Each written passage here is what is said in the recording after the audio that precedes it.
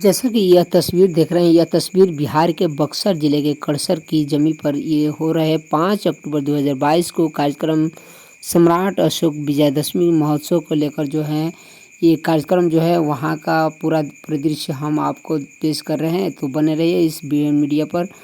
आप सभी से हमारी गुजारिश है कि यदि आप हमारे चैनल पर नए हैं तो इसे जल्द से जल्द सब्सक्राइब करें, लाइक करें, कमेंट्स करें और इसे ज़्यादा से ज़्यादा शेयर करें ताकि सबसे पहले और लेटेस्ट न्यूज़ आपको मोबाइल स्क्रीन पर सबसे तेज और सबसे पहले पहुंचे। खबरों का खिलाड़ी BN मीडिया पर आप बने रहिए। आगे हम दिखाते हैं अभिषेक बौद्ध। आसान नहीं होता, जिंदगी में कुछ पाना आसान नहीं होता, बिना संघर्ष कोई महान नहीं होता, और जब तक न पड़े एक हथौड़े की चोट एक पत्थर भी भगवान नहीं होता। विश्व को शांति का संदेश देने वाले, एशिया के किरणपुंज कहे जाने वाले तथागत गौतम बुद्ध को नमन करते हुए भारत में 84,000 स्तूप लगाने वाले, भारत में सर्वप्रथम पशु चिकित्सालय की स्थापना करने वाले, भारत में सर्वप्रथम देवानाथ पीढ़ी सम्राट अशोक जी को नमन करते हुए ऐसा चाहूं राज्य में जहां सवन को मिले अन्न, ऊंच नीच का भेद नहीं रहे, दास रहे परसान, जाति जाति में जाते हैं जो केले का पात, रे दास मानुष ना जुड़ सके जब तक जाति ना जात, जैसे समानता का भाव देने वाले संत शिरोमणि रविदास जी को नमन करते हुए कांकड़ पाथर चूनी के मस्जिद लियो बनाए, ताके ऊपर मुल्ला क्या बहरा हुआ खुदाए, जैसे खंड मुक्त जाति मुक्त भारत बनाने का संदेश देने वाले संत कबीर साहब को करते हुए विद्या बिना मती गई, विद्या बिना मती गई, मती बिना नीति गई, नीति बिना बीत गया, बीत बिना सूत्र गए कि नारों से शिक्षा के अलग जगाने वाले, भारत में सर्वप्रथम महिला महाविद्यालय की स्थापना करने वाले, चिकित्सालय, अनाथ आश्रम, सत्य शोधक समाज के संस्थापक, अछूत के कोल गुलाम की जैसे लेखक रचना करने वाले महान राष्ट्रपिता ज्योतिराव फुले और माता सावित्रीबाई फुले को नमन, बौरों को कान देने वाले, गुरुओं को जुबान देने वाले, लंगड़ों को टांग देने वाले, गांधी को वोट का अधिकार देने वाले, हिंदू कोड बिल के द्वारा महिलाओं को अधिकार देने वाले महामानव बाबा साहब डॉक्टर अम्बेडकर को नमन करते हुए 100 में 90 शोषित है, शोषितों ने ललकारा है, धन धरती और राजपाट पे 90 भाग हमारा है। अब की सावन भादों में गुड़ी कलैया कादों में नारा देने वाले भारत लेनिन जगदेव प्रसाद जी को नमन करते हुए 1942 के स्वतंत्रता सेनानी शीतल लोहार, अकली देवी, रामदास लोहार, रामदास सुनार, गोपाल कंकर, कपिल मुनि कहा, अंतुराम मांगू पासी जैसे तमाम क्रांतिवीर स्वतंत्रता सेनानियों को नमन करते हुए आज इस कार्यक्रम के अध्यक्षता कर रहे हमारे भंते धर्मपुत्र जी, इनके बारे में मैं क्या कहूँ, इनके बारे में बस ऐसा अनुमान लगा लीजिए कि इन्होंने इस धरती पे बुद्ध विहार बना करके पत्थर पे धूप उगाने का काम किया है। और आप लोगों से मैं आग्रह करूंगा इस बुद्ध विहार को आने वाले इस अशोकाष्टमी पे इस तरह से विकास किया जाए कि मनुवादी देखते रह जाए, उनका आंख फट जाए, इस तरह से सहयोग करना है। यहाँ पे इस तरह की व्यवस्थाएं करनी है कि आने वाले समयों में एक बहुत बड़ा ये पर्यटक स्थल बने। हमारी माताएं बहनें जो आपसे आग्रह करें कि चलिए पास घुमा दीजिए, कैसे गाना निकला है कि ये राजा बनारस घुमा दी, वैसे ही आपके माताएं बहनें ये कहें कि चलिए तेरी कड़सर घुमा दीजिए। ऐसा पर्यटक स्थल बनाने का हम लोग को काम करना है।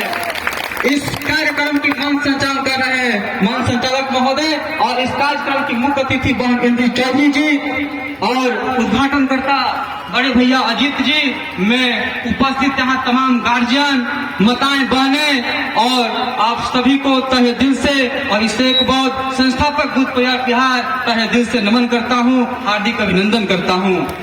सम्मानित साथियों, आज का दिन अशोका विजयदशमी का दिन है। आज ही के दिन सम्राट अशोक ने बौद्ध धर्म का दीक्षा लिया था, और आज ही का दिन दीक्षा भूमि नागपुर में बाबा साहब ने 14 अक्टूबर 1956 को भंते चंद्रमणि के द्वारा अपने 10 लाख अनुयायियों के साथ बौद्ध धर्म का दीक्षा लिया था।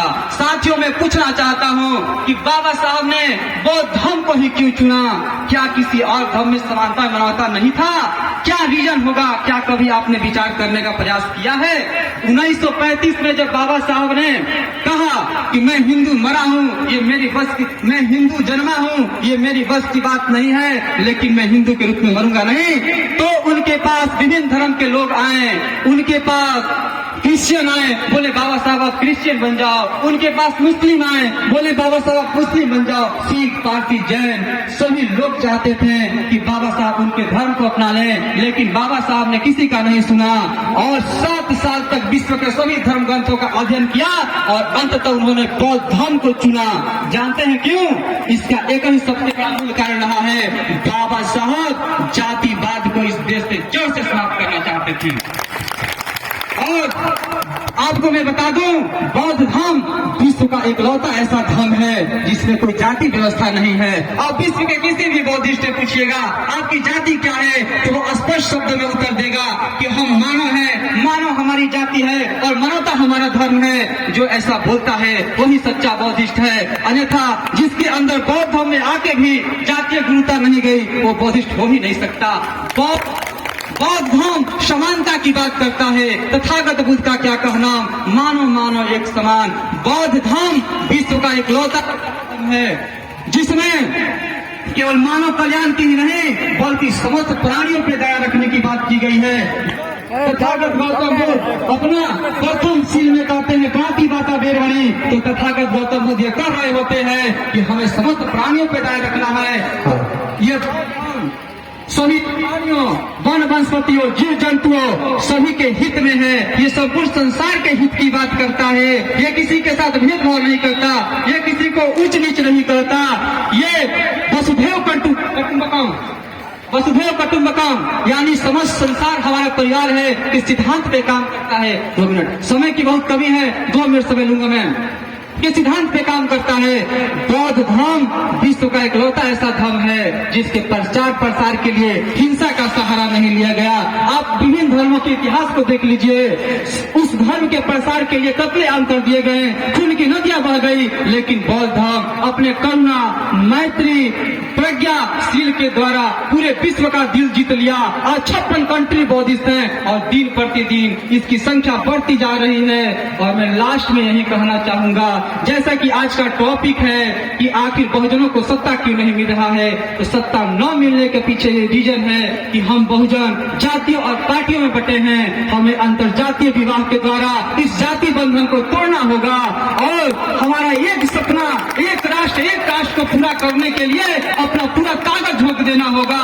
आज इस परसर की धरती से बहन इंदु चौधरी यहाँ पे आई हैं, ये संकल्प लेके जाना होगा कि आने वाले समय में पटना के गांधी मैदान में सभी संगठन वाले मिलके 100 जोड़ा अंतरजातीय विवाह करा करके इस बिहार की धरती से पूरे देश को ये संदेश देना होगा कि हम लोग भारत को जाति मुक्त बनाने की दिशा में कार्य करने जा रहे हैं। बहुत बहुत धन्यवाद। समय की बहुत अभाव है, लेकिन आप लोगों से मिलकर बहुत अच्छा लगा। जय भीम, जय भारत, नमो बुद्धाय। बहुत बहुत धन्यवाद अभिषेक जी। वास्तव में हम क्षमा चाहेंगे आपके